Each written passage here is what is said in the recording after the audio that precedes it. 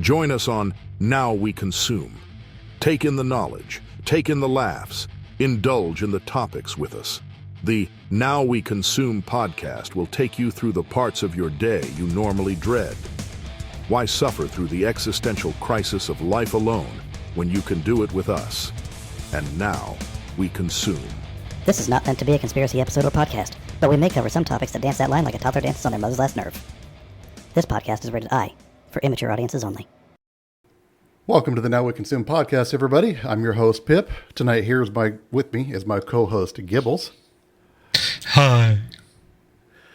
Gibbs is taking a night off with the woman, so we're going to use the effigy of Gibbs and have him with us here in spirit. He needs to shave. Oh, yes. He's got that brawny woodsman look going. I know, right? So I wanted to kind of go off on a quick tangent here. I was having like the most amazing shower thought process this morning. It was kind of about the zoo hypothesis, you know, how there are aliens, but they're just observing us like animals at a zoo. Yeah. So this is kind of where it gets weird. You ever notice how when you buy things like groceries or things at like a Best Buy, that receipt is like ridiculously long? I always compared it to like a CVS receipt. Yeah, okay, so you know where I'm going with this. So those receipts are longer than what you'd think my therapy notes would be.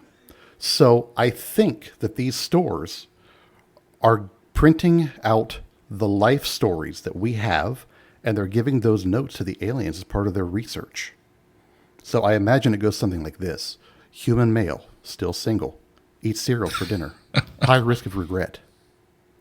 So that buzzing that you hear when you lay down at night, it's not your phone. It's the game warden, air quotes. They're just downloading the Spank Bank. Oh. And when they download my Spank Bank, oh, buddy, they're going to be in for a wild ride. So preemptively, guys, that horse video, I swear I was just curious.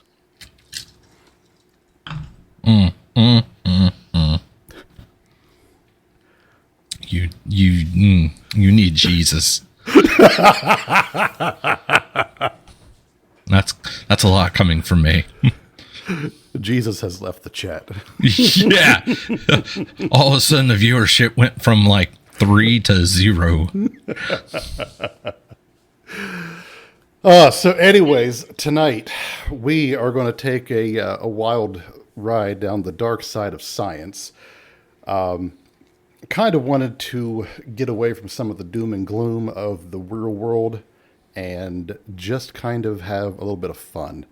Mm-hmm. So we're going to go painfully deep, just how we like it, into the official U.S. government records of the patent vault.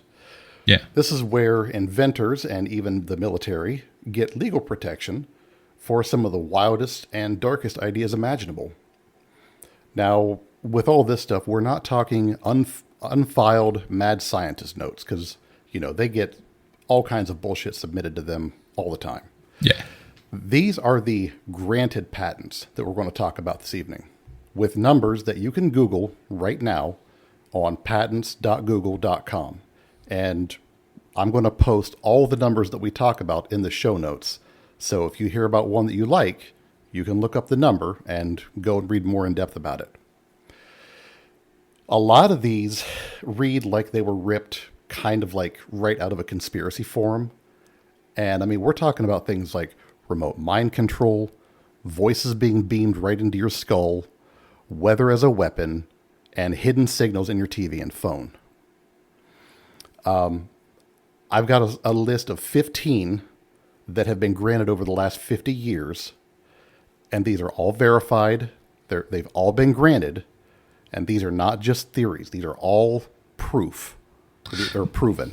And they're all public record now. Right. I also have a small list of honorable mentions at the end of this. Some of these are kind of funny.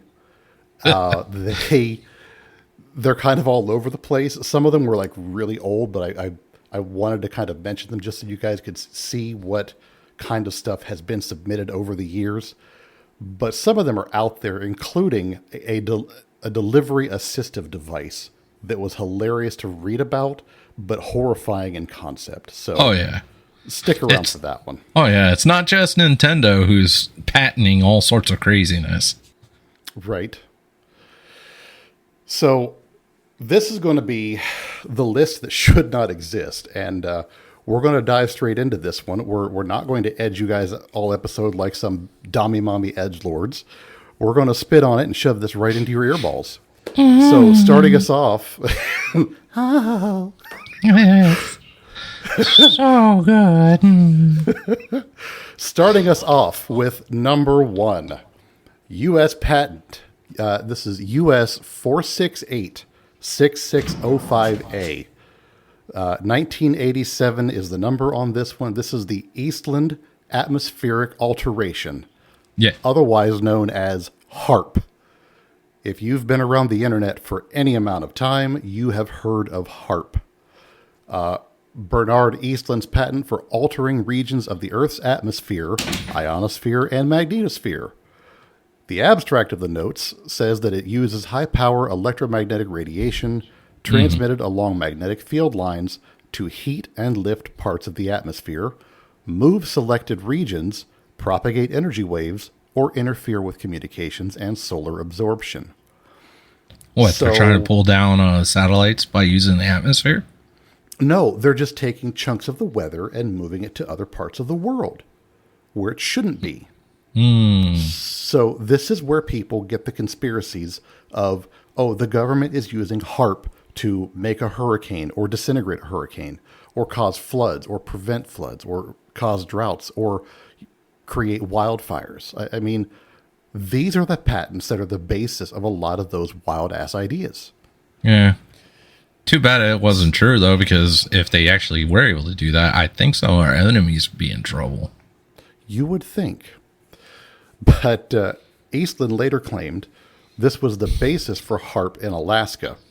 Now, whether or not it was directly used, the patent explicitly describes weather modification capabilities on a regional scale. Things like steering the jet stream, creating lenses in the sky, and even missile defense ideas. So this man literally owned the rights to dial the weather. So droughts, storms, blackouts, all from a ground antenna array. So, yeah, look up this patent because it's kind of a head scratcher. If you read this, it kind of makes you look at natural disasters a little bit differently. Yeah. Because it really makes you ask the question, is this real? Like, to some extent. Because we know the government lies. We know that there is technology that they will not tell us about.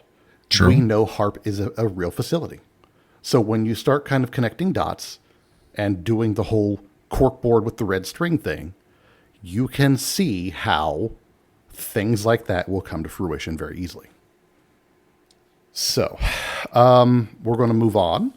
Yes. Number 2, US 6506148B2. B as in Bravo.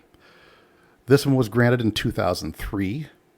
This is the Luz nervous system manipulation via monitors.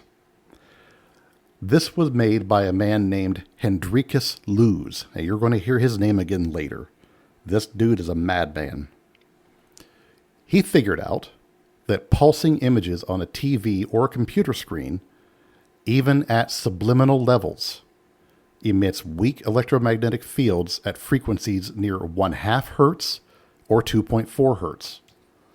Now, those frequencies excite sensory resonances in nearby people, causing effects like relaxation, eyelid droop, slowed thinking, or other involuntary nervous system responses. It can be embedded in normal programming, or it can be made to run via simple software. You mean like seizures? Kinda, yeah. The patent says it is therefore possible to manipulate the nervous system of a subject by pulsing images displayed on a nearby computer monitor or TV set. So you could literally just be sitting there watching Netflix, and your body is literally being quietly tuned without you knowing. Well, if they're tuning me, can they at least shed off a few pounds? That'd be nice. Right. You want to take number 3? Yeah. The U.S. patent 515970-3A from 1992. Let's see if I can make more monotonous. The Lowry Silent Subliminal Presentation System. Kill John Lennon. Kill John Lennon. Oliver Lowry's system uses inaudible carriers in the very low, very high, or ultrasonic range. These carriers are modulated with messages or sounds and sent through ordinary speakers and transducers. Your ear doesn't hear them, but your brain does. It can be stored on media, transmitted live, just like the last one. Perfect for slipping affirmations, commands, or adds into any audio source without a foreground sound masking it. Ooh. Silent programming through your TV speakers or phone. How do you know what's really being said to your subconscious right now? Yeah. Remember now the movie, Leave the World Behind. I added this part in because there was a lot of conspiracy bullshit during COVID, specifically around this movie. So go ahead and read this. Yeah, lots of people claimed feeling uneasy watching that and couldn't explain why. It could have just been a bad movie. Well, yeah, or other people claim there was a hidden audio track on the DVD and it was noise that, when played, made some people feel very uneasy or disoriented. Who the hell's got DVDs being played these days? Well, that's the thing. They counted, supposedly, on the fact that there was such a low number of DVDs being sold. The likelihood of that second track being discovered was extremely low. And it could just be debunked as conspiracy theories. It could. But the noise was picked up in audio software. Yeah. And it was a very, once they processed it, it was a very low kind of like, almost like the brown noise on South Park. Yeah. That's kind of what I liken it to. But yeah, it was just a like a hum. It was at a frequency that could not be normally heard. And it was there. I mean, I saw the video being played and I remember watching all this stuff, but yeah, I'm with you. It was just a bad movie. So yeah, it made me feel uneasy because I was like, that noise could be the noise could have been the equivalent of looking at a old AI photo where it was making a human face when it wasn't really good at it. So you'd get that, what the hell do they call it? Where uncanny valley. Oh yeah. Yeah, so you get that uncanny valley effect with the pictures. So, it's possible that subliminally you were getting that with the audio. Right. That uneasiness and stuff. Mm-hmm. Do you want to take number 4 or you want me to take it? I'll take it, then they can pay me for it. Oh, yeah. So take it. Yeah. So, the movie was Leave the World Behind. Yes. Watch it at your own risk. Right. All right, so the next one for U.S. patent 3951134A is from 1976, and it's the Malek Remote Brainwave Monitoring and Alteration. Get your freaking aluminum hats ready. So, Robert Malek's, again, device transmits 2 electromagnetic signals of different frequencies that interfere inside the target's brain. The brain modulate. Yeah, I have enough problems up here from hitting my head so much. I don't need help. The brain modulates the interference wave with its own electrical activity, then re-radiates it. Oh, okay. Because our skulls are like perfect antennas. I can't remember the right kind of antenna, but our skull is like a perfect antenna. Well, yeah, because you got liquid inside your brain. Mm-hmm. So you can do that with if you take your car fob and you're far enough away and it doesn't detect anymore, just stick it on right on your chin or next to your head or something. And it'll increase the sound waves enough that the car will then hear it. Ask me how I know this. Hands. Right? Ask me how I know this. See me in a parking lot, stop tongue going like this. It's not because I'm suicidal. Oh no, it's coming right for us. All components stay remote. No implants, no contact. So this is a real-time thought monitoring and editing from afar. I feel like this one is like the ultimate privacy violation. Oh, yeah. Reading your mind. This is literally reading your mind. And the fact that this was being done in 1976, add 40 years of tech advancement to that. Yeah. 50 years, rather, at this point. And we can now have AI finding out what you're thinking in real time. Yeah, that's not Because a good thing. We've talked about the brain scans that AI can interpret like your dreams. Apply it to this tech, and holy shit. Yeah. Yeah, no, that wouldn't be a good thing in my case. No, It'd not at be all. bad. I don't need to give the VA any more ammunition to take me away. Right? Wear the comfy, or wear the tight white jacket in the comfy room. Oh, yeah, I'll be sitting at home and also I'll be knocking on the door. Okay, Mr. Gibbles, we need you to come with us. Why? We know what you're thinking about. Just don't put a thing on my butt again this time. Oh, no.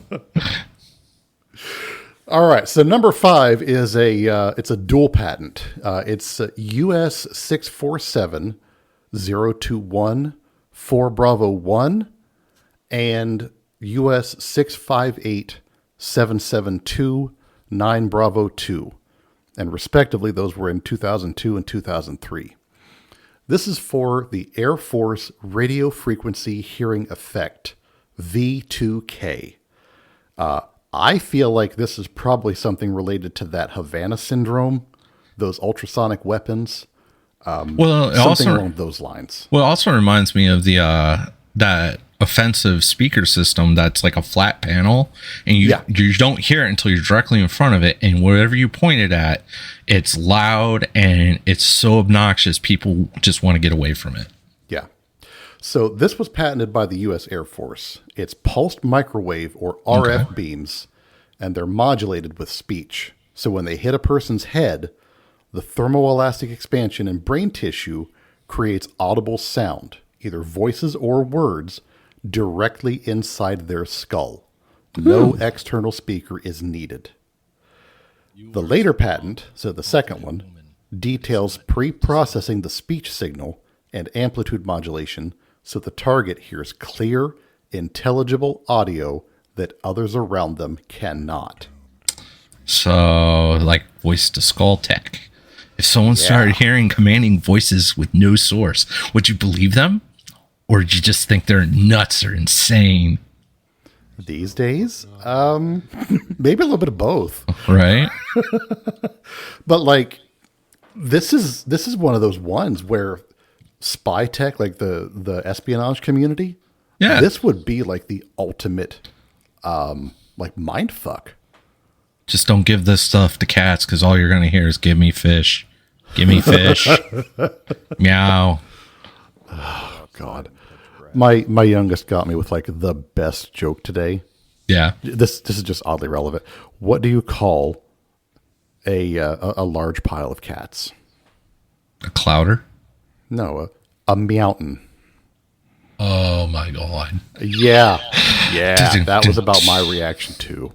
Wow. Yeah, Such a dad joke. Gotta be proud. It really was. I really was. And he's almost 12. It's like this child is so mine. Man. Yeah. You want to take number 6, and then I'll do the big one there on the next one, because it's kind of a clusterfuck. Okay. How the heck do I even pronounce that word? I was looking at it earlier this week, and I'm like, yeah, I don't know. The Mardirosian? Close enough, yes. Yeah, brainwave analysis and remote communication. This system fingerprints unique brainwave signatures via remote RFIR or satellite sensors. Oh, and this is patent 6011991A from 2000.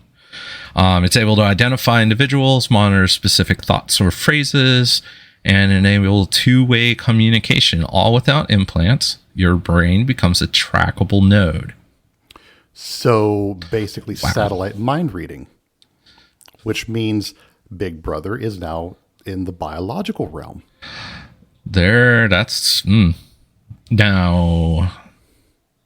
yeah, I don't even want to I don't even want to say anything to that, to accidentally, if somebody that does stuff like this would get an idea. Well, so this, I think, was originally where some of those teams that were using Wi-Fi as sonar, I think this kind of came from that. Yeah. Like I said, my imagination is such, I would be giving ideas, and I don't want to do that. Right. All right. So numbers 7 through 10. This is the lose cluster. I said that you would hear that lose name again. Right. So patents US 6017302A, 6238333 Bravo 1, 4616261A, and 6091994A. These all had to be grouped together. Oh. Hendrikus lose. Can we just take a second?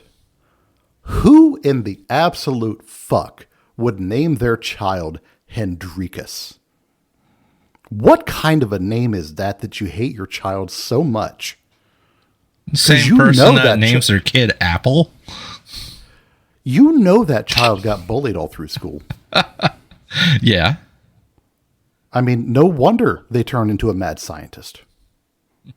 I don't blame the guy one bit. He's angry at the world.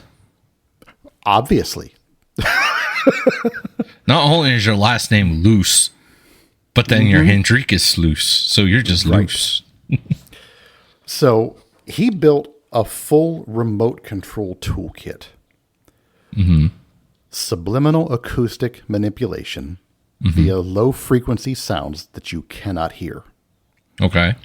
Remote magnetic fields from a portable device to tweak nerves from up to hundreds of meters away. This one's my favorite one out of this one. Subliminal visuals overlaid on TV broadcasts. Oh, Fight Club. Absolutely Fight Club. Uh-huh. The snippet of porn laid into a kid's movie. Yep. And there was a tie-in to his previous one with the pulsative manipulation using tiny pulses of cooling or warming air on the skin, kind of like a sneaky fan or a wire, at those same half hertz or 2.4 hertz frequencies that we mentioned earlier. So that causes relaxation, sleepiness, stomach knots, or even sexual excitement. So this one guy was able to patent multiple ways to hack the human nervous system without our consent. Right. So, you could totally screw someone over with that last part with the sexual excitement. Dude, this whole cluster of patents is like the tech equivalent of MK Ultra. Yeah. Like we have the MK Ultra program was all chemical and like torture and shit. This is like the pure tech side. Right. Which I think I like even more because you can do it like en masse. Yeah. Everybody just goes to sleep. Uh-huh. It's like that DC movie. I can't remember the name of it, but the guy kind of flexes off and everybody around him starts having an orgasm. Oh, yeah. I remember that. Doom Patrol. That's what it is. Yeah. Doom Patrol. Yeah. That was so weird. So that's almost as bad as second season of Peacemaker. I never watched it.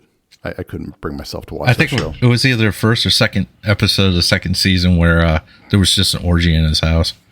Awesome. Yeah.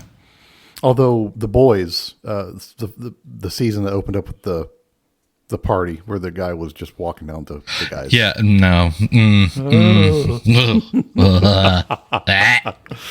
No. Yeah. I don't want to think about that one anymore. That was bad.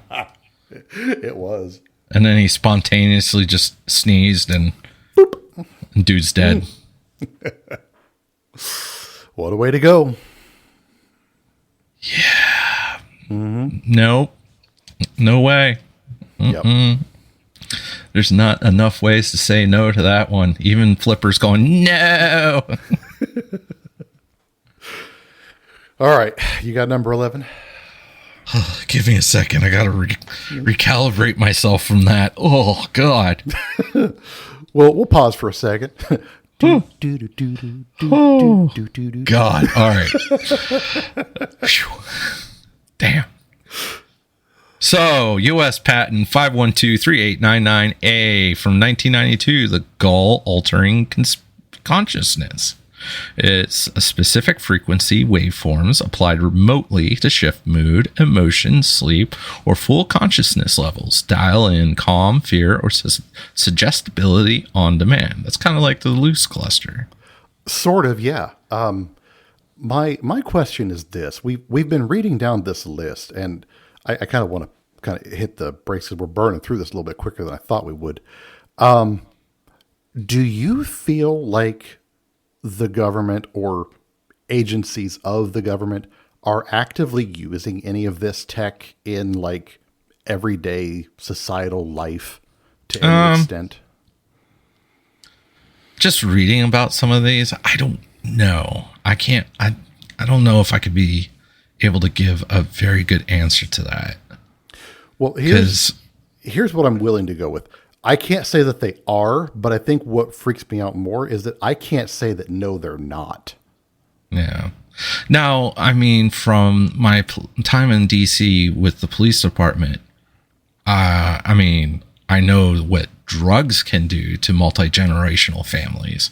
Yeah. You know, starting with, generation one where with the crack epidemic and everything that came down after that genetically, there are serious mental health and physical problems. So if these are legitimate, my next question is going to be, okay, if this is true and real, what are going to be the side effects, and would that start affecting, the younger population and, the next generations? Are we going to have, a whole group of people that are just psychotic and out of their minds, or they can't function properly in society because they've been wired in such a way that unless, the brain has that fix from, the mental conditioning, for that, an addiction possibly, if that causes that effect, what would be the repercussions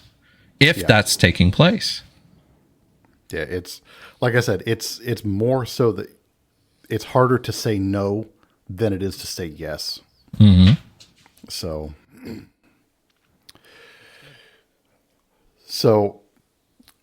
the next one, US 4395600A from 1983. Yeah. The Lundy and Tyler emotional manipulation via audio. Directed audio waves that subliminally hijack subjective emotions.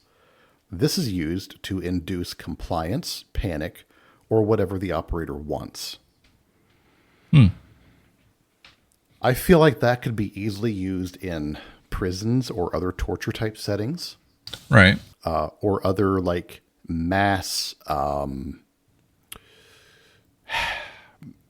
panic, psychosis, mass casualty is the word. Mass casualty type events. Run everybody off a cliff.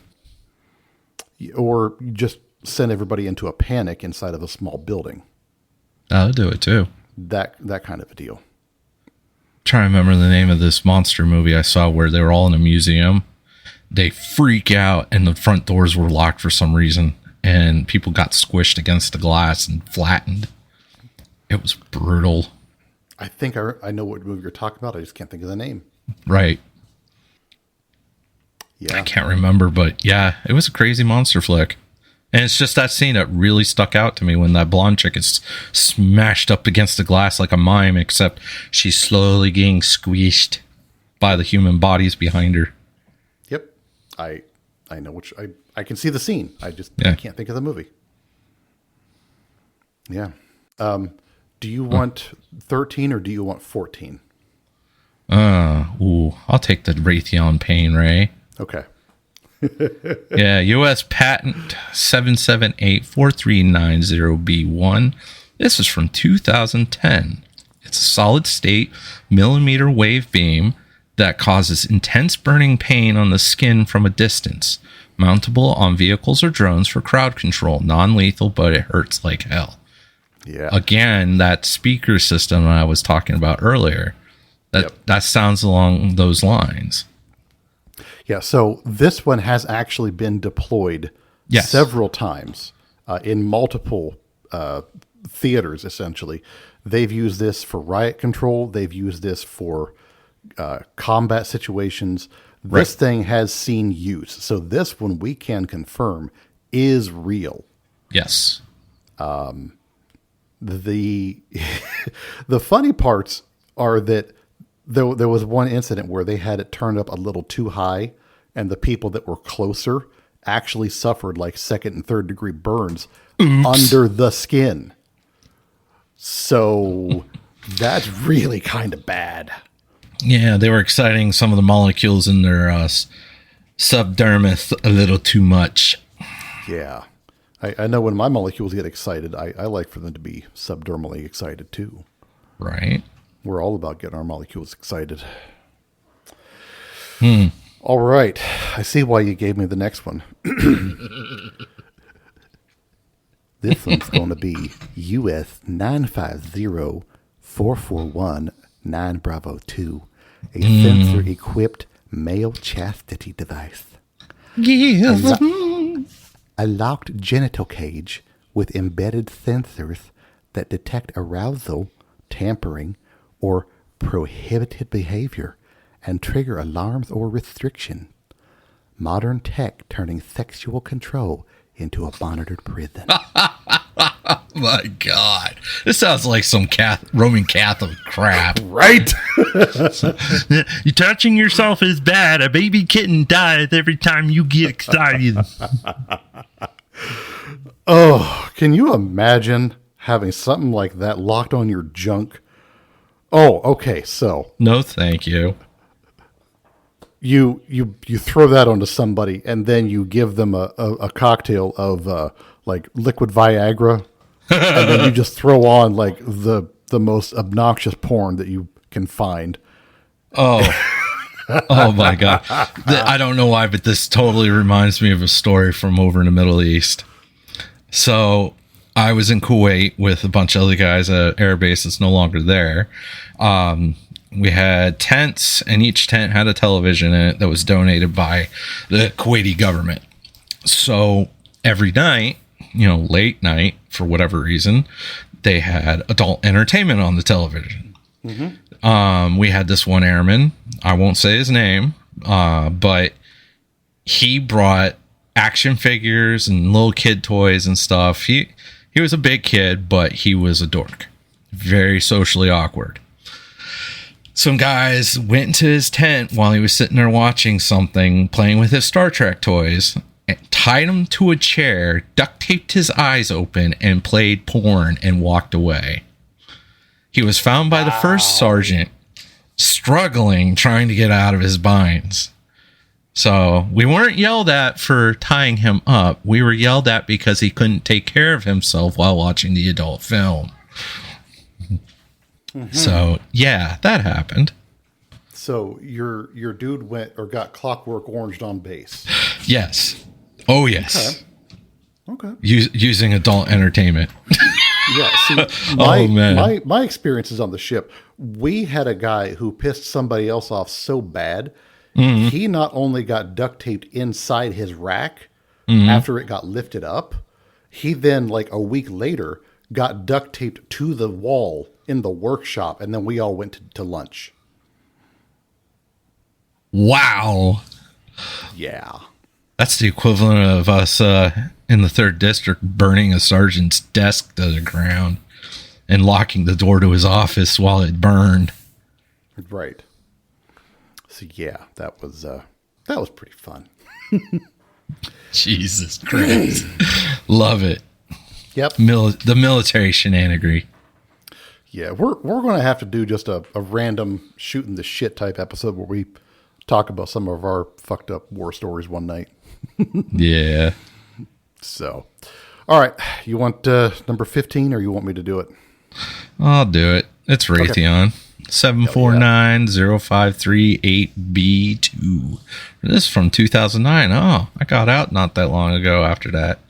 That's the dual mode directed energy weapon, a rifle that switches instantly between bullets and microwave pain.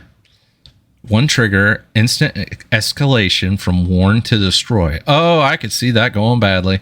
Uh-huh. Like that female cop that thought she was deploying a taser and she shot the dude to death. Uh-huh. Yeah. Yeah. Go to give that warning to that, the guy in the car driving up asking for directions and you pop him in the head accidentally. Yeah. Uh-huh. Yeah, you're going to live with that one forever. Oh, yeah.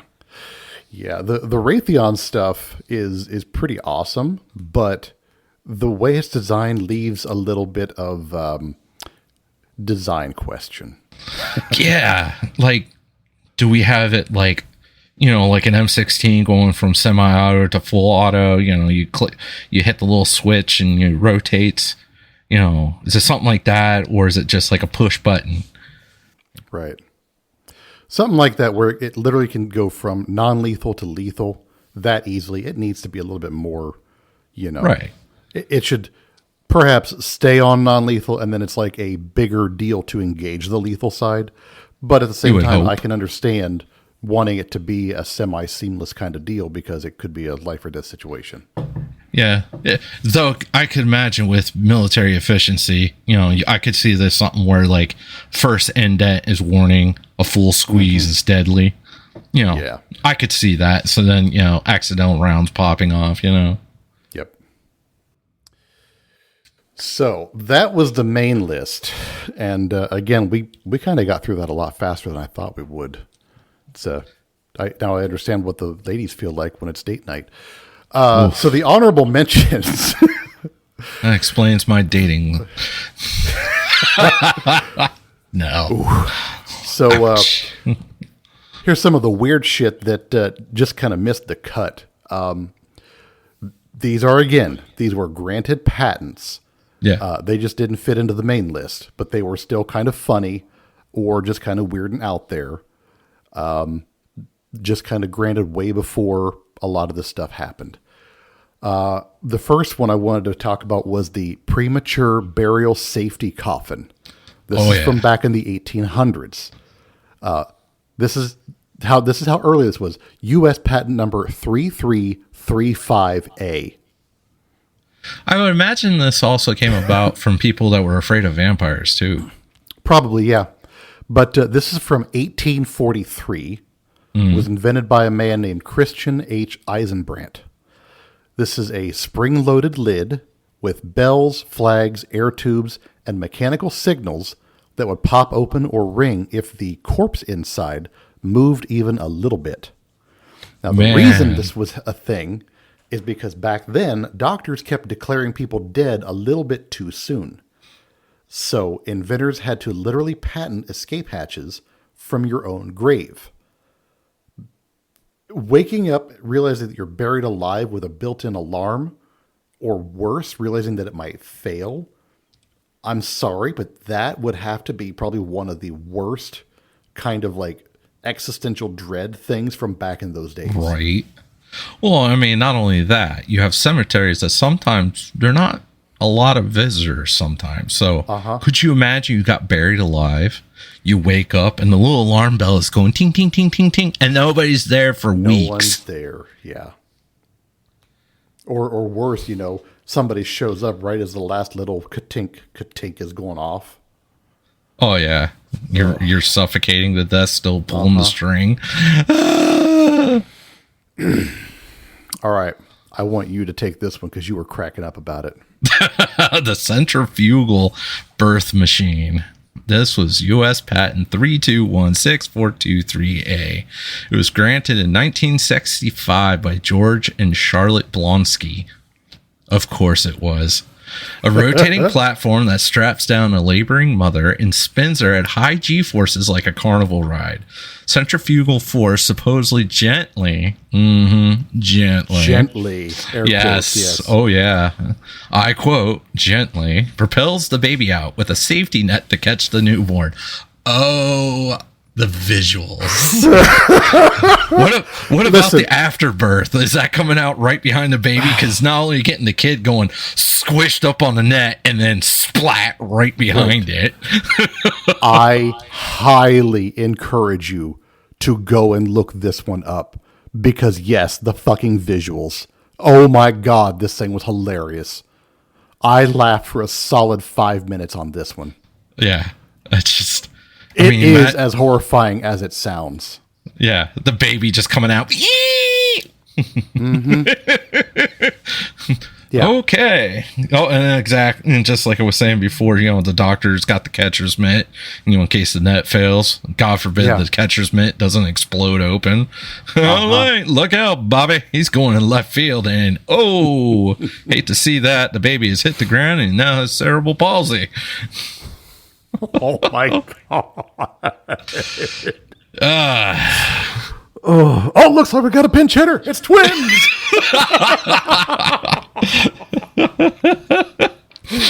Woo.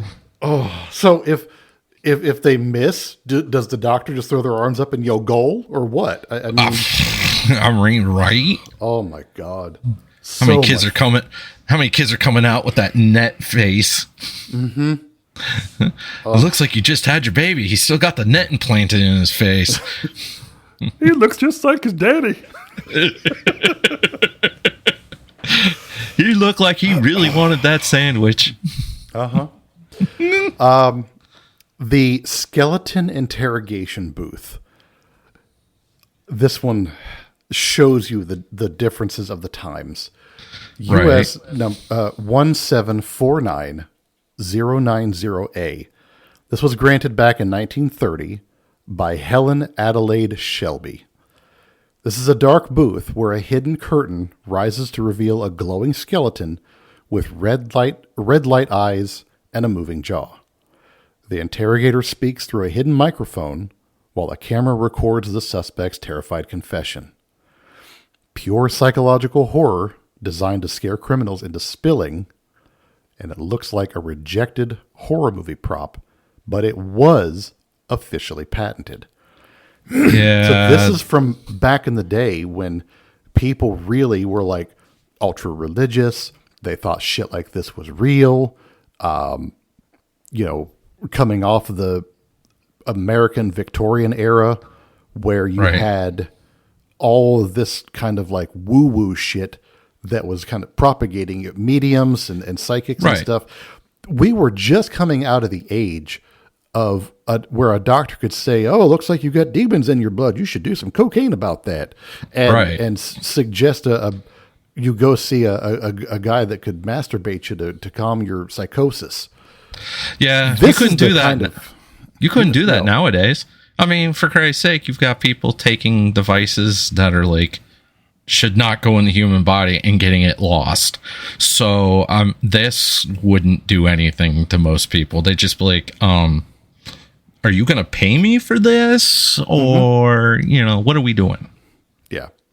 No, but, back then when everybody was still ultra religious, something like this could actually work. Or you get somebody really, really fucked up on acid and then put them in this booth. Oh my God, I think that would work. That would work. Mm-hmm. So all right, buddy. Oh, go ahead. Well, I was going to say, you also get those people where they get those realistic face masks that are like, skin tight. You could put some like really creepy shit on them, give somebody some drugs and watch the reaction. They'll freaking admit to anything just to get out of that room. Yeah. It's my fault. I killed Jesus. Oh God. I'm going to burn. Right. No, dude, that was a Hispanic dude named Jesus. Sorry. So you gave me the Victorian anti-masturbation devices, you dirty, dirty man. Dozens were granted from 1850s to the 1910s. Of course they were. Uh-huh.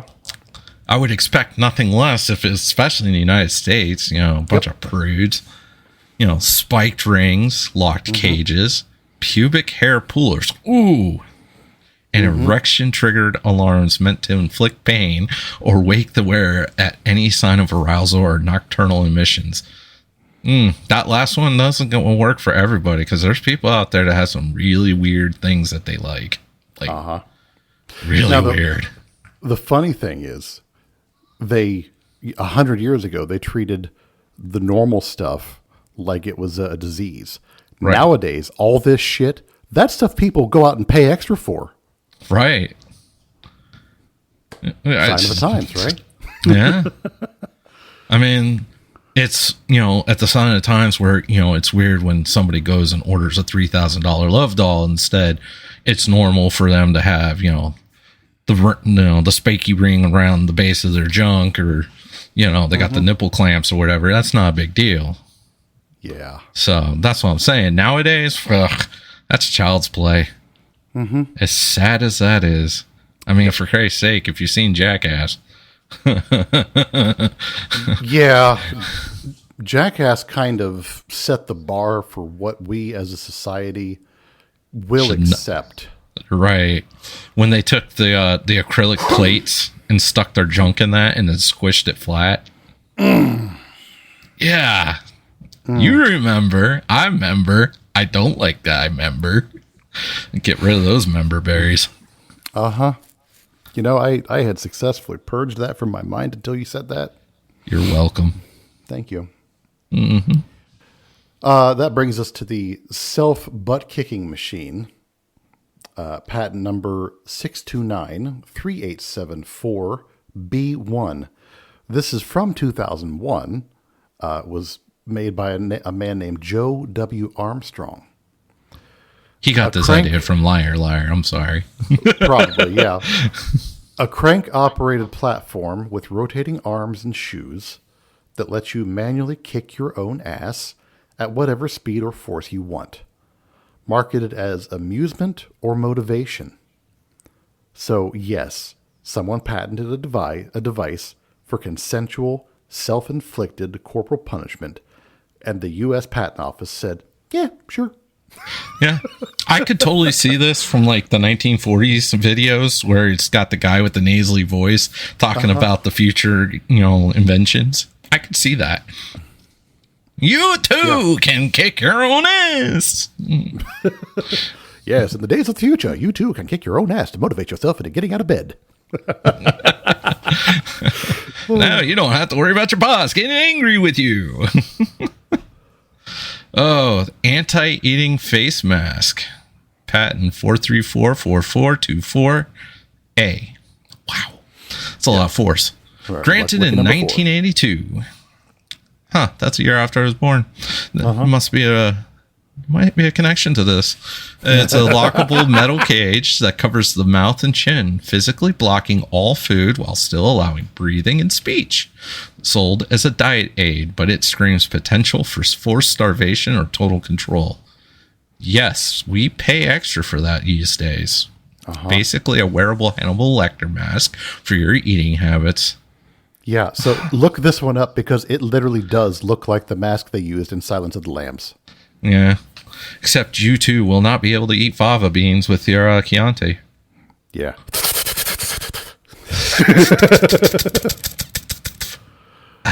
Oh. How do you taste? I taste delicious. That's, well. The fact, yeah. His brains tasted good, I guess. Right. I forgot how to pee. What happened? Oh, you just ate that. Oh, is that why my pants are warm? Right. So that brings us to the end of the list. Like we said at the opening, every single one of these patents exists right in plain sight. The average person just has no idea. If you guys had a certain one that you thought was like particularly out there, let us know. We would love to hear that. Yeah. If you know of anything that would you think should have made the list that exists, fucking send it in. Please look this stuff up. See what you see in the patents, because this shit's crazy. Yeah. When I was reading over all this stuff, I just kept telling myself, like, there's no way this is actually real. But again, I'm finding this all on the patent website. So, yeah. I mean, the howitzer baby cannon. I mean, Jesus. Oh, God, yeah. It's raining babies. So, yeah. So, for all you guys listening that have grown to a point where you need to have the TV on during the night, maybe now you know why. Yeah, I don't like it. That could be a reason from some of that patent bullshit.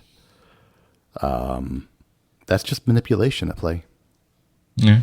You know? Or you're just getting a security update. You know, you never know. Possibly. But yeah, that's it for the list. Did you have anything else you wanted to add in? No. If I do, Nintendo might sue me. Ouch. I too can collect Pokemon, just not with Pokeballs. Right. Gotta have those balls handled. Right. Yeah. But, coming from the same people that had love hotels. Oh, yeah. And the taxi service that took you to them. Oh, yes.